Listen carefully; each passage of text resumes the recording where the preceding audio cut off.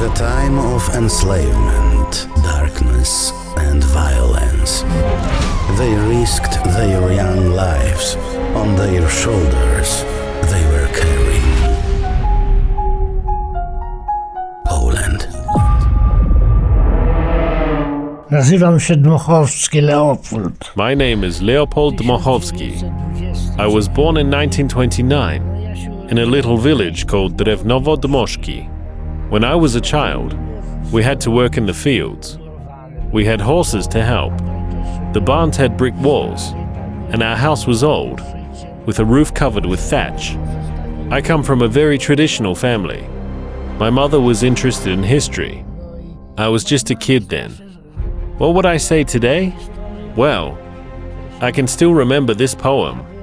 A Krakowian cloak, Kościuszko dons here, and uncovers his head to answer the cheer. He uncovered his head, he dropped to one knee. My life now I pledge to make our homeland free. I pledge you my life, I pledge you my soul. With God's holy help, we will regain control. A silent crowd now stands on the market square. Tadeusz Kościuszko made a solemn pledge there. Zdawało się, że Pan Bóg tą przysięgę słyszy.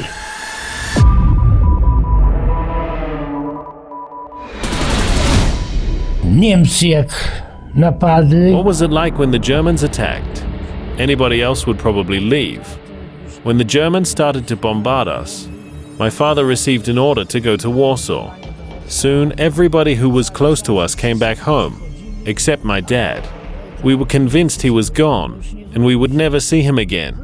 Yet, he did come back. Niemcy weszli, przeszli dali na wschód. The Germans entered our country and started to move eastward. Then the Soviets came from the east, and the Germans backed up a little. The new border was established near my village, just 10 or 12 kilometers away. The invaders were here for 2 years. They deported many of us to Siberia. And the Soviets, just imagine, if your son were a postman before the war, and they had found out about it, then all your family would be deported. Terrible things were happening, and we had to live with that. It was horrible. Horrible. They could do things their own way. They kidnapped little children from their parents, set up orphanages, and didn't allow those children to play with us anymore. They started to raise the kids in their own way. They thought they were giving them a better life, but it didn't work out at all. The kids would escape, and that was the result. Przez te 2 lata Niemcy byli po drugiej stronie Buga. For 2 years, the Germans were on the other side of the Bug River, here where I lived with the Soviets. And one night, the Germans moved forward, and the Soviets ran away. A lot of them surrendered and were captured. The Germans had the Gestapo. The Soviets had the NKVD. They were the same damn thing. Both were enemies to us. Bo ja miałem do czynienia z podpułkownikiem, Żwański taki był. We had good relations with Lieutenant Colonel Żwański. My mother knew a lot about politics, and she had great knowledge as for those times. She was able to talk easily with such a well-educated man, and Żwański saw that we were the family that he could stay in touch with. He would also talk to us, young boys. You know, I'm the kind of person that likes to act. I think I was born this way, and I'm like my mother in that respect. Although I was young, I was always prepared whenever it was necessary. I knew how to use a gun. I had a machine gun. There were ups and downs. My uncle was in the National Armed Forces. A lot of people were involved. And when they met with someone from the Home Army, they could never agree. They argued a lot and were even ready to punch each other in the face. For me, what mattered most was that we were fighting for the same thing. I also pledged the oath. I think the National Armed Forces didn't like the fact that the Home Army seemed to give up a little. Bo narodowe siły były trochę niezadowolone z tego, że Rakowcy się tak jakby się poddali. Narodowe siły komuny strasznie zwalczały. The national forces strongly opposed communism. Sometimes there were moments when we were afraid, but things were happening gradually until they really happened. It seemed that something was going on in the West and that it could reach us. I remember that man, Dmochowski. He left us one day and he was dead the very next morning. My God! I thought, it's a war, and tomorrow we fight. Somebody said, go to the Anders army. More people left us. It was treason.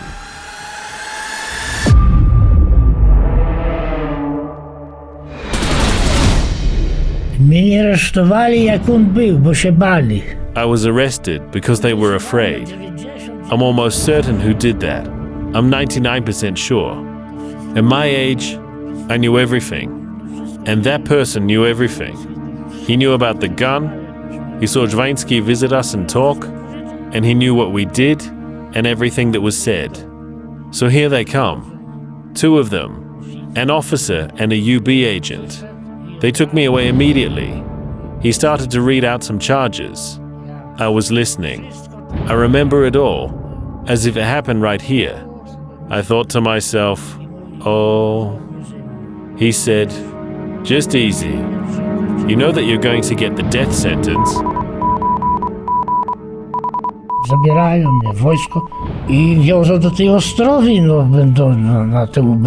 The soldiers took me away and transported to Ostrova, where the headquarters were. I remembered what Żwański had told me once. He said, boy, when you're young and you don't confess, they will let you go. They will have to let you go. And I decided to hold on to his advice. The prison cell was strange. There were two other inmates. I was the third. Or maybe there were three of them. I'm not sure. One man was lying and looked dead. Then they took me to that man. He tried to explain to me that he was giving me another chance. And me? I decided to sacrifice myself. I had already said goodbye to my wife, and I was prepared for it. I know I was afraid, but I swore to myself that I would never confess. I would sooner let them kill me than say a word. The man was kicking me and yelling at me. It all happened at night. It was dark. They wouldn't do such things during the Bo day. tak, jeszcze żeby w dzień, to oni tego nie robili. Patrzę, trzech są. Three men came into my cell and yelled, "Talk!" And then the ordeal started. I refused. No, no, no. They made me lie down on the ground. If only there had been just two of them, I would have been able to handle two men, but not three. They put a coat over my head and started to beat me up, told me to get up and hit me harder. It went on and on. They kept torturing me. Finally, I just pretended that I blacked out. Że nieprzytomny całkiem. Ale co godzina cię morduje, co godzina. But they would keep coming back every hour and start over. They tortured me again every hour. I remember me standing in front of him. "Talk," he ordered again. He was constantly writing down something, I guess just to kill time. Then another man came in and hit me right in the head with a hammer, saying, "Why are you playing with him? Do you realize who he is?" I heard what his mother told him when I was taking him away. It was cruel. She told him, "Never confess. Let them kill you, but don't Ty confess." się nie przyznaj. To tak mnie mordowali, ale to nie do opowiedzenia, panie. That's how they tortured me. Różne sposoby. But there are no words to describe it.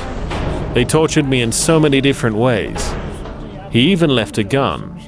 If I had known that it was loaded, I would have used it. But I thought to myself, no. I didn't want to do it because I was married. I tried to be tough. But at the same time, I was determined that I wouldn't be back. I had already said my goodbyes.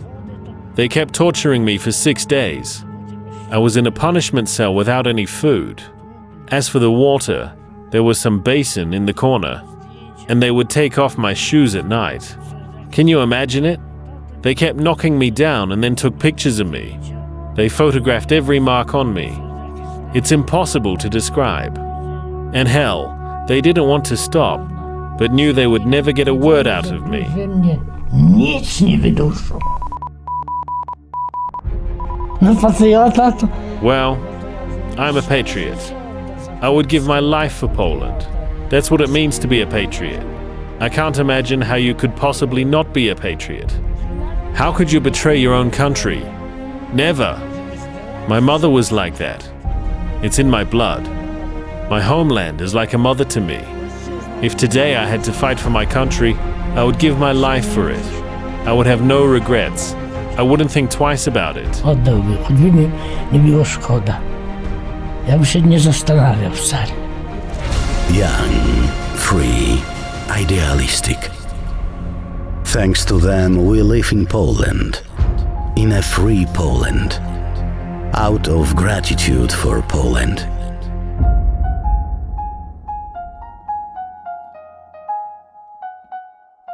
Subsidized by the Polish National Foundation.